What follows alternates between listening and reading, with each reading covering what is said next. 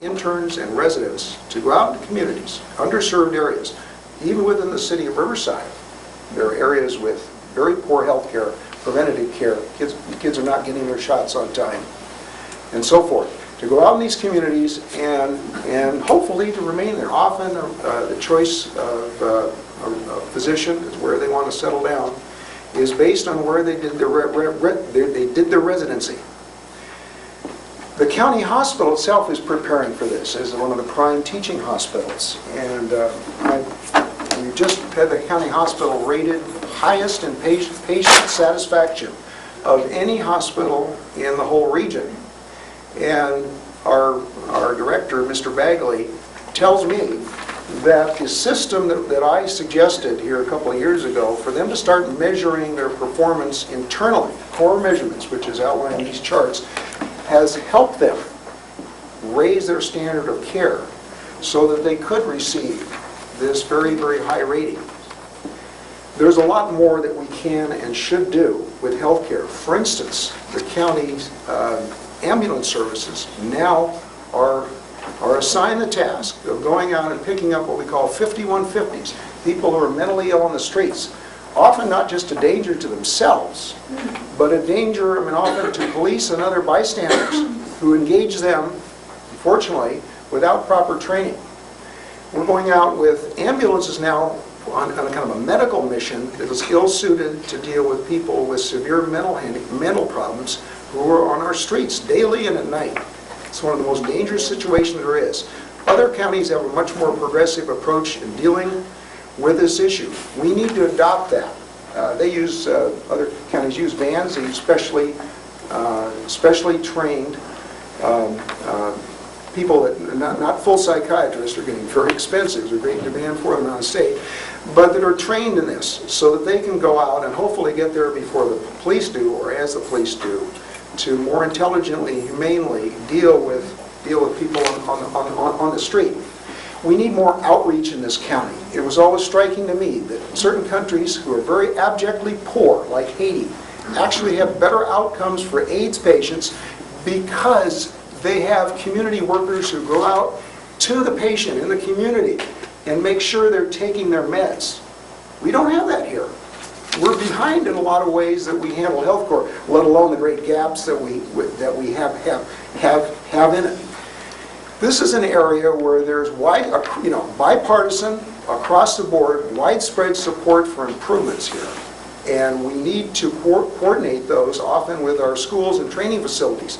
One of the key problems here, you all know, we don't have enough nurses. It's a statewide, nationwide problem. We're trying to improve training, work with the community college. They don't get enough money for expensive nursing training. We're trying to pull ourselves up by the bootstraps, but we need a more systematic and determined approach. We don't have enough lab techs, for instance. We're offering higher paid lab techs at the county hospital. We're trying to encourage our own county workers to use our own HMO, called exclusive care, which is lower in cost, that uses the county hospital and our clinics as primary places to get urgent care or emergency care, so that we're all part of this system and we all experience it. I'm a member of urgent care, or of exclusive care, and I go to the county hospital or the clinics. Thank you. Thank you. That's the end of the questions which have been proposed by the League and ahead of time. So now we'll have questions from the floor, and I have quite a few. So you'll see how they act extemporaneously. They have to talk. They don't know what's coming, and we'll see how they act, how they talk on their feet. I have four questions about March Air Force Base and DHL. I'm going to read all four of them, and sort of, if you can include your answers, I appreciate that. Because we'll do the best we can to run all these subjects together on one at a time. Ruth? One of the questions is... Can you tell me? Yeah, we are. Well, this is a long question. Maybe you better give them... No, but I'm saying the candidates to respond. Yeah. I give them 3 minutes each one. Yeah. Ordinarily, we're given 2 minutes to answer these questions, but I'm really giving you 4 questions, and they're all sort of about the same thing, so you can have it. One of them is, what do you think about the idea of general aviation at March Air Force Base? What are the major differences between each other's platforms about DHL?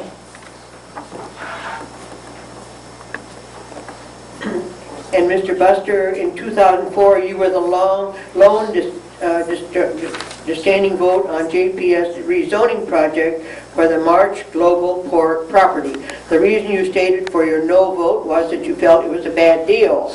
Can you give us some reasons that you believe the project was a bad deal? And Mr. Schiavone, the question is, in your campaign mailing, you stated that you helped to keep March Air Force Base from closing by voting to bring DHL cargo operations to the base. The Base Realignment and Closure Commission and Secretary of the Air Force both declared March Air Reserve Base to be the highest military value reserve air tanker base in the country just a few months before you voted to allow DHL to bring their operations to March. Are you trying to justify your vote to bring DHL and their night flights to March by claiming the base is likely to be closed? So now if you guys can handle that round thing, it's pretty bad, but that's the only way to handle it. Yeah, Go ahead, you want to start? sure. All right. Well, let me start with my vote in 2004, and I still stand by my vote in 2004. In the Pentagon, the day that the vote was taken, there's a publication called The Early Bird. And in that publication, the issue of the joint use and the project of DHL was the topic that was being discussed. We were being watched very, very closely.